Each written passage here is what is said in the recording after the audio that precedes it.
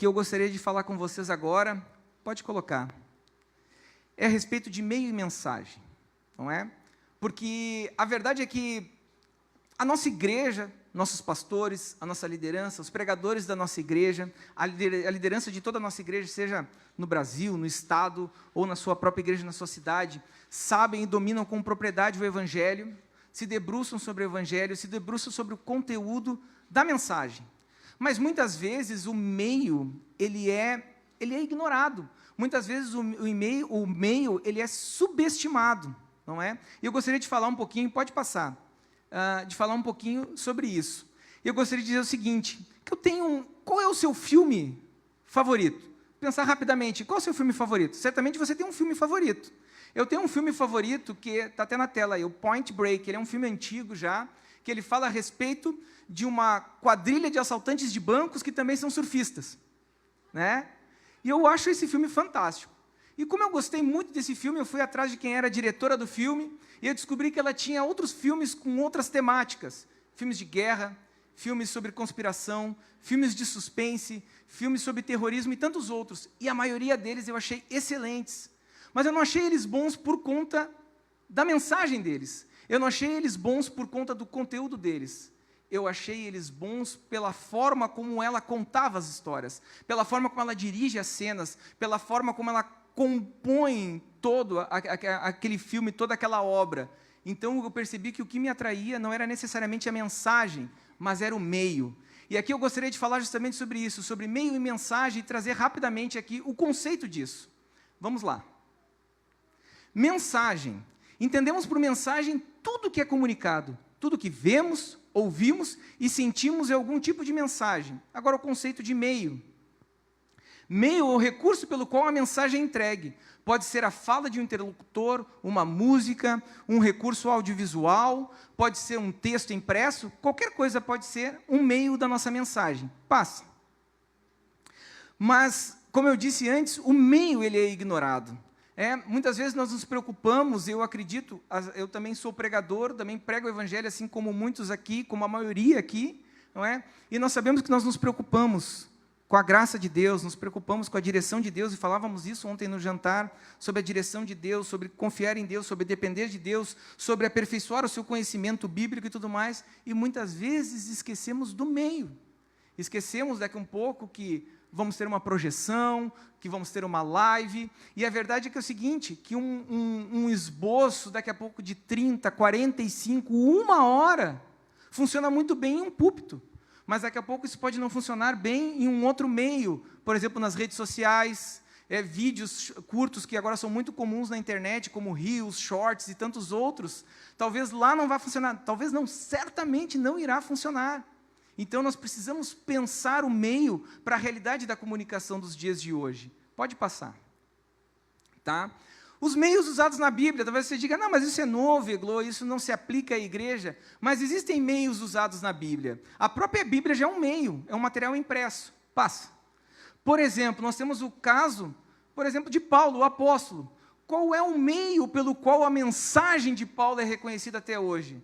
As cartas, as epístolas, é um meio, ele é famoso por suas epístolas, pelas cartas de Paulo. Mas nós temos outros casos, por exemplo, nós temos o caso do próprio Jesus.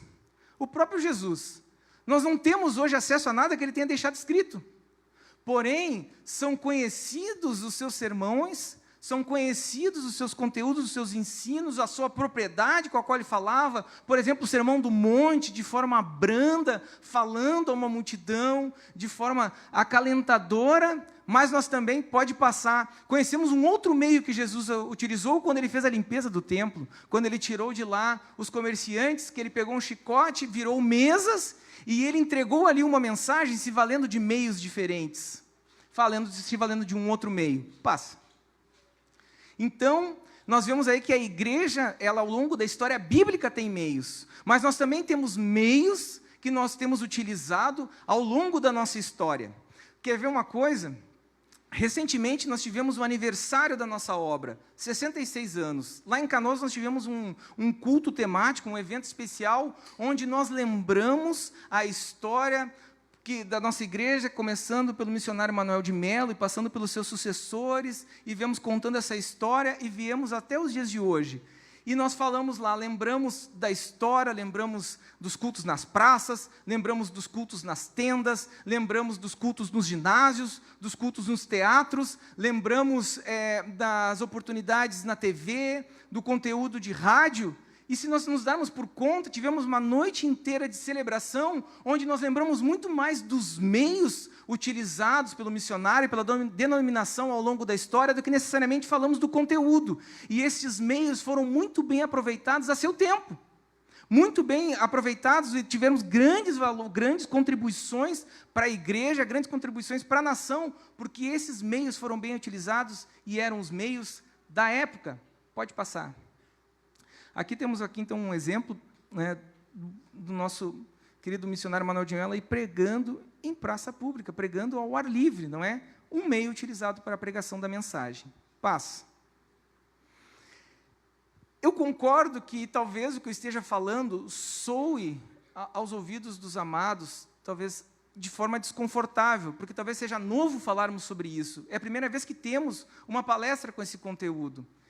Talvez você esteja me dizendo, você esteja pensando, tudo bem, falarmos sobre comunicação é interessante, mas quando Deus fala e assunto cerrado. Quando Deus faz assunto cerrado. Quando Deus dirige, Ele dirige e assunto cerrado. E eu concordo plenamente. Eu acredito que nada deve substituir o Espírito Santo, nada deve substituir a ação do Espírito Santo. Mas a verdade é que nós temos a oportunidade, com um trabalho de comunicação bem executado e integrado, darmos projeção, e me valer de um texto bíblico aqui, estender as tendas do nosso trabalho, da propagação do Evangelho nessa nação. E melhor ainda, a propagação do Evangelho do início ao fim, com a mesma linguagem e preservando a nossa identidade. Pode passar. Tá? Então, o meio ele é indispensável para a efetiva compreensão da mensagem, porque é o meio que define o alcance da mensagem e o público a ser atingido. Quando nós pensamos a respeito do meio, nós estamos pensando por quais canais nos comunicarmos, que linguagem utilizarmos e que público iremos atingir. Que público iremos atingir? Por exemplo, hoje, estamos aqui em um auditório, estamos atingindo, em sua maior parte, a liderança da igreja, capacitando a liderança da igreja. Então, criamos todo um meio para entregar uma mensagem para a liderança. Nós não estamos aqui procurando alcançar os nossos bairros aqui. Nós estamos alcançando aqui os vizinhos da nossa igreja. Nós temos que pensar em um outro meio para entregarmos essa mensagem. Pode passar, querido. Então, eu gostaria de encerrar trazendo uma frase que sempre quando eu tenho a oportunidade de falar em comunicação, eu trago essa frase do pastor Roberto, né? O que aconteceu? Durante o período mais crítico da pandemia, né, nossos templos fechados, nós ficamos trabalhando maciçamente em Canoas, através do trabalho da equipe de comunicação. E tendo uma conversa com o pastor, tendo um feedback do trabalho durante aquele período crítico com os templos fechados, ele me disse a seguinte frase: Eglô, no momento mais crítico da pandemia, não fosse o trabalho da comunicação, a igreja não teria nada. A igreja não estava sem a mensagem, a igreja não tinha perdido a mensagem, a igreja não tinha perdido o evangelho, a igreja tinha perdido os meios.